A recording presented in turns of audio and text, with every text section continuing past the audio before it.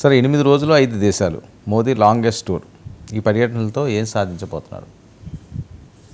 ఇది చాలా అంటే పాకిస్తాన్ ఇది అయిన తర్వాత మొన్న పరిణామాల తర్వాత కొన్నిసార్లు విదేశాంగ మంత్రి వెళ్ళారు, కానీ మోదీ స్వయంగా వెళ్తున్నారు. ఇది ఈ 11 ఏళ్లలో వెళ్ళనన్ని రోజులు 8 రోజులు.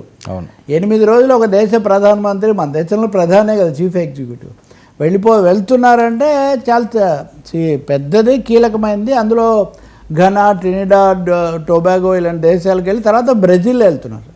బ్రెజిల్లో బ్రిక్స్ సమావేశం.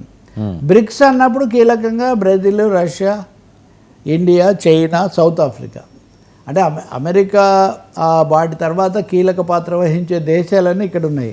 మీరు సైమల్టేనియస్గా చూస్తే విదేశాంగ మంత్రి జైశంకర్ క్వాడ్ సమావేశానికి వెళ్ళాడు. నేను క్వాడ్ ఏమో ఇటు అమెరికా కూటమి, ఇక్కడ అమెరికా దాని చుట్టూ ఉండే దేశాలు దీంట్లో ఉంటాయి.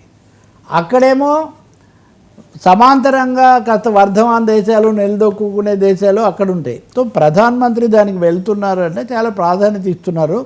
అక్కడి నుంచి ఒక జాయింట్ స్టేట్మెంట్, సంయుక్త ప్రకటన తెప్పించి దాంట్లో ఎలా అయినా పహల్గామ్ అనేది అక్కడ ప్రస్తావనకు తెచ్చి దాన్ని ఖండించాలి అని. క్వాడ్ ప్రకటనలో అయితే ఖండించారు. ఈ లోపల ఇంకో 2 కీలక పరిణామాలు జరిగాయి. సరే, బ్రిక్స్ అయ్యాక కూడా ప్రధానమంత్రి నమీబియాకి వెళ్తారు. ఈ దేశాలు మనకు ఎప్పటి నుంచో సంబంధాలు ఉన్నాయి. విదేశాంగ మంత్రి జైశంకర్ క్వాడ్ దీనికి వెళ్ళొచ్చాక ఒక ముఖ్యమైన ప్రకటన చేశాడు ఆయన. భారత అమెరికా సంబంధాలను మీరు చైనా కొలబద్దతో చూస్తున్నారు. చైనాకు అమెరికాకు సరిపడదు కాబట్టి భారతదేశం ఏదో అమెరికాతో ఉందంటే చైనాకు వ్యతిరేకమని, లేదా అట్లా మీరు చూడకండి. మా సంబంధాలను విడిగా చూడండి. అమెరికా, చైనా సరిగ్గా లేవు, అవి ఘర్షణ పడుతున్నాయి. చైనా మాకు అతిపెద్ద వ్యాపార భాగస్వామి, అది కూడా నిజమే.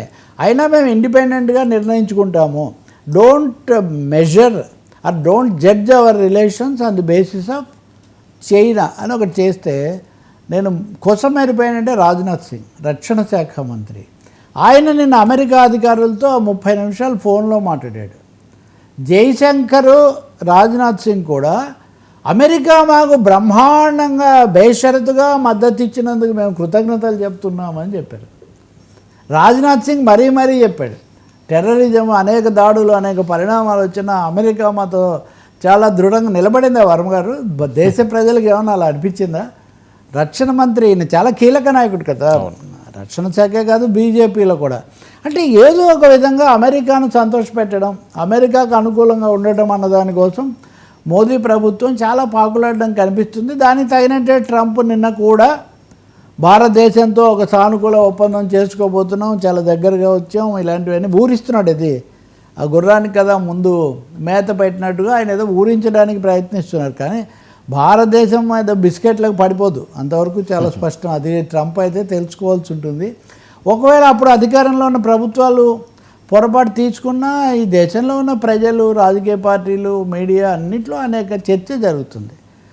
సో 8 రోజుల తర్వాత మోదీ గారు వచ్చి ఏం చెప్తారు, ఏం జరుగుతుంది మనం చూడాలి.